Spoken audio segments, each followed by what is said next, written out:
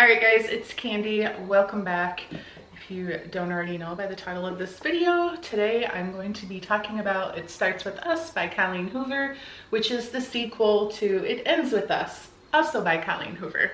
If you've not read these books yet, you probably don't want to watch this video because I'm going to be giving a ton of spoilers.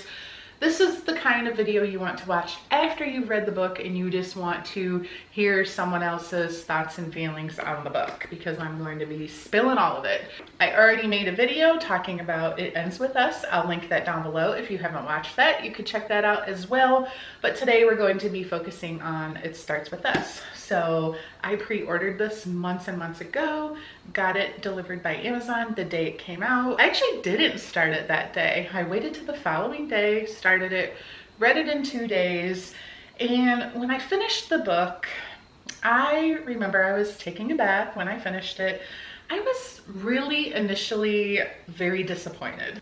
I just didn't feel like it compared at all to It Ends With Us. I was like, this was such a good book. Like, I loved this book. I now rank this book as my all-time favorite out of all of the Colleen Hoover books that I have read so far. So I did have very high expectations for it to be a very similar book as It Ends With Us. However, it was very, very different. Now, as time has gone on, I've watched some other people's videos talking about it. I've had conversations with people about it, and I'm a little bit more, like, I changed my rating on Goodreads. I actually gave it 3 stars because I was so disappointed in the beginning. And now I feel like it is a 4-star book. It is a very good book. It is not a very, very, very good book. You know what I mean? Like, it just, I don't know. I'm still disappointed. And I did write down some notes while I was reading the book because, you know, I'm getting old and I forget stuff. In the very beginning, so obviously you've read the book if you're watching this, so I'm not gonna spell it all out for you, but we start out right where It Ends With Us ends, where Lily and Atlas run into each other and decide to kind of be in each other's lives. They're gonna be friends. Eventually they say, let's go out on a date, but they kind of like do the song and dance. Oh, I don't know if I'm ready. A little bit of flirting, whatever. Like, I was just like, come on already. Like, we already read a whole book about your guys' history. We know that you both have feelings for each other. Like, why do we have to drag this out? I was also immediately disappointed and turned off by, here we go with the letters to Ellen again. I hated that part in the first book. I understood it though. It's a great way for Lily to share her feelings. And once again, we're doing it and It Starts With Us. And I was just like finding myself when we had to read those letters, like reading as fast as I possibly could, nearly skimming over them because I was just so over it. And I'm pretty sure a couple of the letters were copied from the first book. So it was like, okay, now we're just copying content from the first book. Like, that just was weird. And then to top it all off, Atlas starts writing letters to Lily. So now we got to read more freaking letters. And I was really annoyed with that, okay? Let's talk about something that I did enjoy. I did enjoy Atlas being such a kind, caring, gentle, sweet human being. Like, can we even think of one thing wrong with this guy other than maybe he's literally too nice? Like, what could we even say? I found it adorable that Atlas was getting advice from a 12-year-old, like a 12-year-old was his therapist. That was really endearing. I love that when he knew that somebody was vandalizing his restaurants, he was more concerned with it being someone that was homeless and needed the food, and not concerned so much that he had to spend thousands of dollars on fixing up the restaurant. So all that was super cute. Love that about Atlas. But if we think about the fact that Colleen Hoover writes romance books, and we're reading a, let's see here, 322 page book, and we literally were halfway through before Atlas and Lily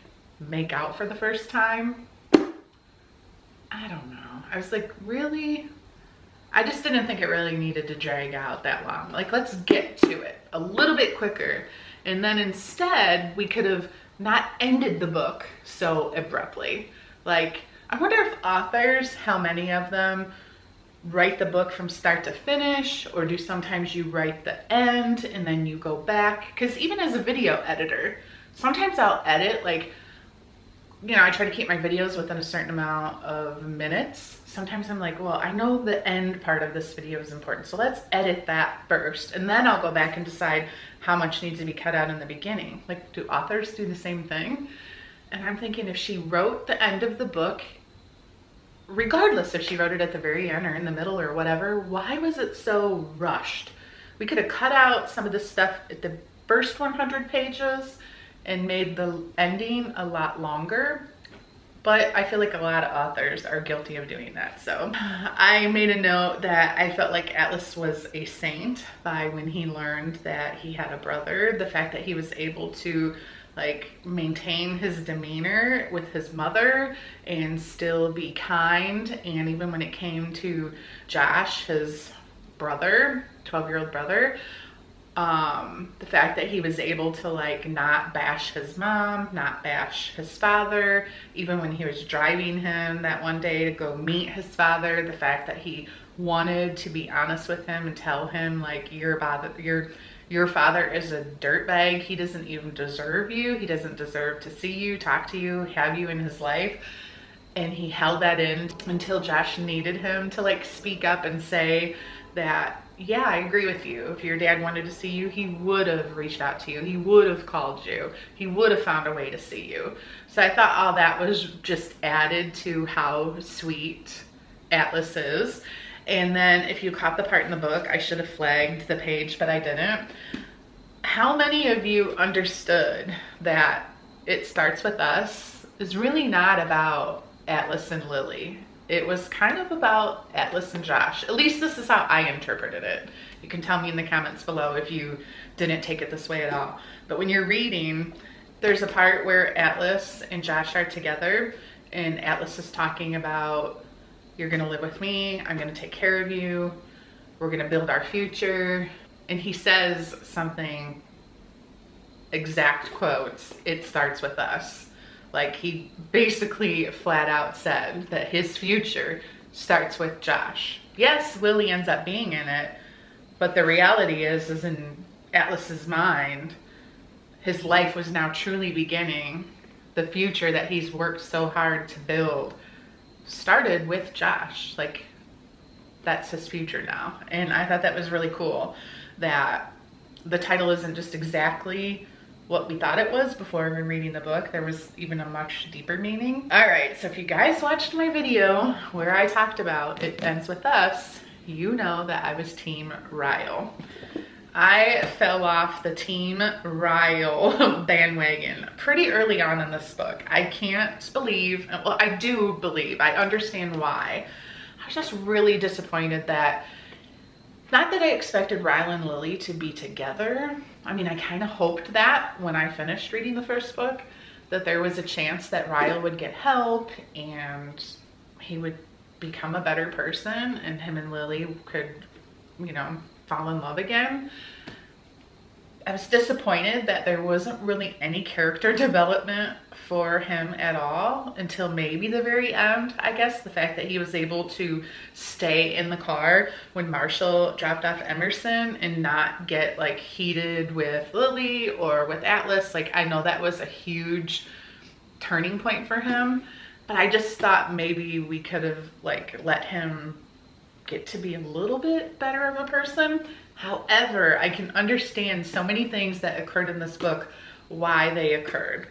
After I finished it, and I was like so disappointed on so many things that I've talked about so far, including Ryle still being such an asshole, I understood that it needed to happen in this book because apparently, now I'm not on like all the Reddits and book talk and all that where people have talked about this book for years and years, where Colleen Hoover, I believe the way she explained it was she wrote this book for the fans. The fans wanted Lily to have her happy ending. They wanted her and Atlas to get together, and I feel like this book, after reading it, it was a really fluffy, light on the romance, in my opinion, book that was written for all those fans of Atlas and Lily that just needed to have their perfect ending love story. And I feel like you got that in this book.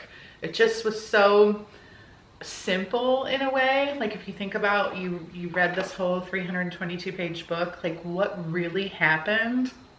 Not a lot, honestly, compared to most Colleen Hoover books. It's like, wow, a lot of twists that really catch you off guard. And the Josh thing was a nice touch, him having a brother. However, it just really wasn't that deep, you know? At the end of the day, the real reason why I changed my rating on this book is Colleen Hoover's writing is like butter on toast.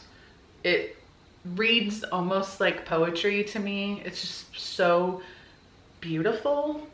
Like, I don't know how she does it. I really don't. She's an amazing author. I guess I just felt like the chemistry that we all felt and read in the first book with Lily and Ryle was just so off the charts. I never really felt that with Lily and Atlas. It seemed like a very loving, caring relationship that sure you can build a great foundation off of, but I didn't feel the like hot steaminess that I felt with Ryle. And maybe that's not just who Atlas is, and maybe that's, you know, Lily wants that. She's happy with that. But I think that's why at first I was just like 3 stars. I don't know, it just didn't do much for me. Yes, I cried at the end. It was very sweet.